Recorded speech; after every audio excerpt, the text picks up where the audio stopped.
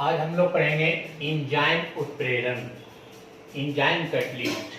तो हम लोग कल टॉपिक आपका ये देखे इंड हो गया था।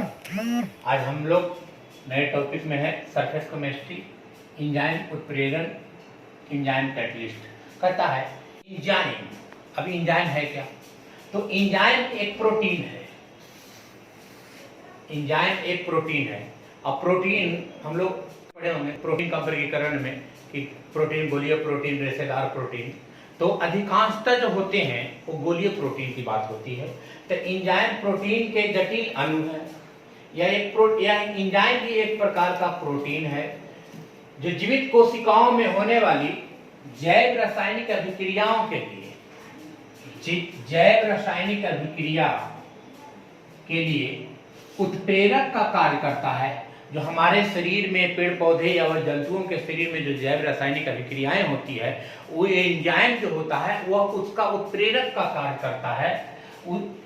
उसे एंजाइम उत्प्रेरण या जैव रासायनिक उत्प्रेरण कहा जाता है। जीवित कोशिकाओं में चाहे वो जीव जंतु हो या पेड़ पौधे हो, जीवित कोशिकाओं में अनेक प्रकार के एंजाइम क्रिस्टलीय अवस्था में प्राप्त होते हैं। हम जानते हैं कि एंजाइम उच्च आणविक द्रव्यमान वाले एंजाइम जो होते हैं, जो उच्च आणविक द्रव्यमान वाले प्रोटीन होते हैं, जो जैविक रासायनिक क्रियाओं के लिए एंजाइम उच्च द्रव्यमान वाले प्रोटीन के अणु होते हैं जो जैविक रासायनिक अभिक्रियाओं को उत्प्रेरक का कार्य करता है। यह जीवित कोशिका हो, जीव जंतु की कोशिका हो या पेड़ पौधों की कोशिका हो, उसमें अनेक प्रकार के कार्बनिक अभिक्रियाएं जीवित कोशिकाओं में या पेड़ पौधे की कोशिकाओं में या जंतु की कोशिकाओं में अनेक प्रकार की अनवरत अभिक्रियाएं होते रहती है। रासायनिक अभिक्रियाएं अनवरत उसमें होते रहती है। इन जैविक रासायनिक अभिक्रियाओं को जैव रासायनिक अभिक्रिया कहते हैं। और जैव रासायनिक अभिक्रिया में प्रोटीन, एंजाइम एक प्रकार का प्रोटीन है। अब कौन कौन से एंजाइम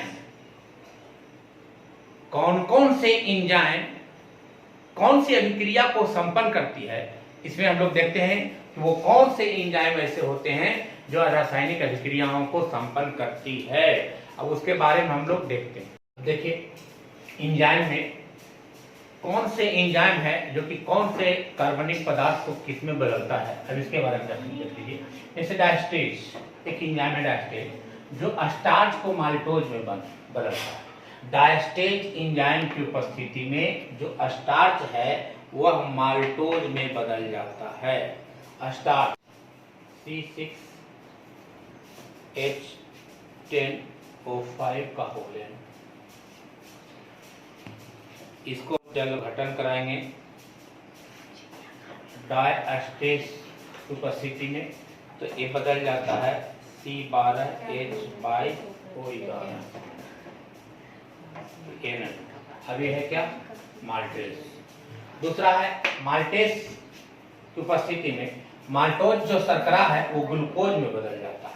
अब माल्टोज कहने का मतलब है C12H22O11। अब इसको जलक घटन करेंगे, तो जलक घटन करेंगे माल्टेज की उपस्थिति में, तो ये आपको बदल जाएगा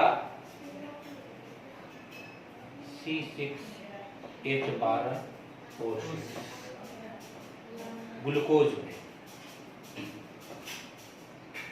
दूसरा है जाइमेज। अब ग्लूकोज को इथाइल अल्कोहल में बदला जाता है। जाइमेज एंजाइम की उपस्थिति में अभी ग्लूकोज जो है, अब इसको बदला जाएगा इथाइल अल्कोहल C6H12O6। अब किसकी उपस्थिति में? तो ईस्ट या कहां से जाइमेज जो है जो ईस्ट कोशिकाओं से प्राप्त होता है, तो इसकी उपस्थिति में ये कन्वर्ट होकर टूट जाएगा C2H5 ethyl alcohol, C2H5OH plus CO2। इसी प्रकार यूरिएज, ये यूरिया को जल अपघटन में प्रयोग होता है। अब यूरिया का जल अपघटन कहने का मतलब NH2CO NH2।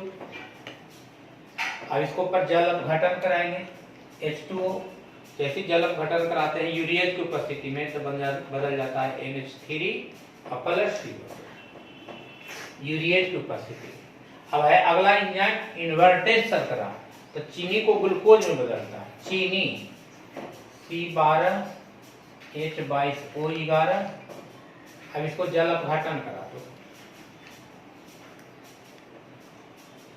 इसकी उपस्थिति में, इन्वर्टेज की उपस्थिति में एक टूट जाता है C6 H12O6 और प्लस C6 H12O6। अब अगला है लैक्टोबैसिली, तो ये दूध से दही बनाने का कार्य करता है। तो लैक्टोबैसिलस नामक एक एंजाइम है, लैक्टोबैसिली नामक एक एंजाइम है जो लैक्टोबैसिलस नामक जीवाणु से उत्पन्न होता है। अब ये है जो दूध से कन्वर्ट करता है दही में, तो दूध लैक्टोबैसिली नामक एंजाइम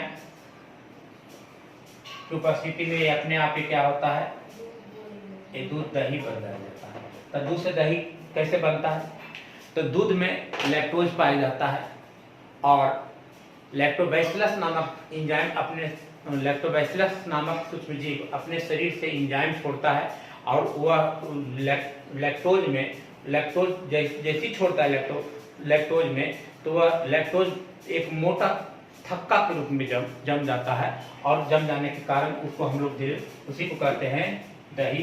तो इस प्रकार बहुत सारे जो एंजाइम थे जो अभिक्रिया को क्या करता है, वो प्रेरित करने का कार्य किया और एक पदार्थ से दूसरे पदार्थ में कन्वर्ट करने का कार्य किया। अब इसी में एक टॉपिक है एंजाइम से, अब आ गया सह एंजाइम, को एंजाइम। तो को एंजाइम किसको कहते हैं, इसके बारे में थोड़ा सा समझ लीजिए। को एंजाइम, सह एंजाइम क्या है, तो कहता है कि किसी प्रेरक की उपस्थिति में एंजाइम की क्रियाशीलता बढ़ जाती है। किसी प्रेरक की उपस्थिति में एंजाइम की क्रियाशीलता को क्या करता है, वो बढ़ा देता है, जिसे हम लोग सह एंजाइम कहते हैं।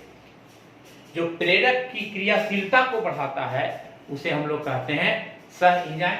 अब एंजाइम उत्प्रेरण की क्रिया विधि को समझना है कि कैसे एंजाइम एक कन्वर्ट करता किसी यौगिक को। अब इसका एक मैकेनिज्म है, वो मैकेनिज्म के बारे में हम लोग पढ़ेंगे। उस मैकेनिज्म मुख्य रूप से ये लॉक की मॉडल पर आधारित है कि किस प्रकार एंजाइम की क्रिया विधि क्या है। इस एंजाइम की क्रिया विधि को वर्णन हम लोग अगले टॉपिक में कर रहे हैं।